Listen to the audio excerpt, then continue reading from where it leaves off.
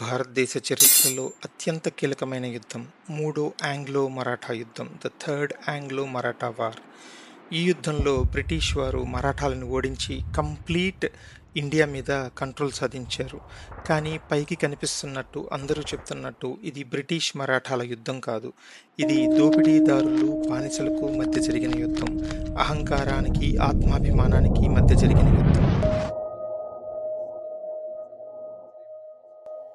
కథలోకి వెళ్తే, మరాఠాల పాలనలో, ముఖ్యంగా పేష్వా పాలనలో మహార్లకు గౌరవం ఉండేది కాదు. వారు ఒక అంటరాని తెగకు చెందినవారు. వారి అడుగుజాడలు కూడా అశుద్ధమని నడుముకు చీపురు కట్టించేవాళ్ళు. ఉమ్మి నేలపై పడకూడదని మెడకు కుండ కట్టించేవాళ్ళు. వారికి జీతం లేదు, హక్కులు లేవు, బావులు, పొలాలు, రహదారులు ఏది వారి సొంతం కాదు. శతాబ్దాల దశాబ్దాల తరబడి అవమానం, దోపిడీ, అన్యాయం.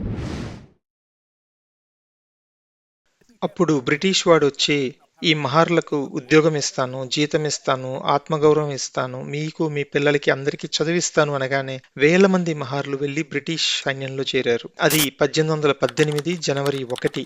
కేవలం 500 మంది మహార్లు బ్రిటిష్ సైన్యంతో కలిసి బాజీరావు టు పేష్వా యొక్క 26,000 మంది సైన్యాన్ని ఎదిరించారు.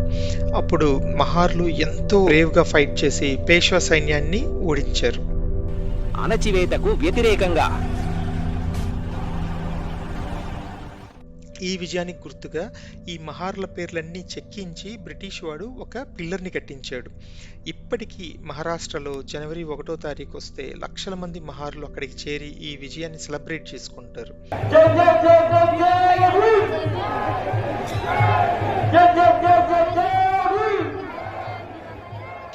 సో ఒక అత్యంత మతపరమైన, కులపరమైన వ్యవస్థకు ఇది ఒక చెప్పుదెబ్బ లాంటిది.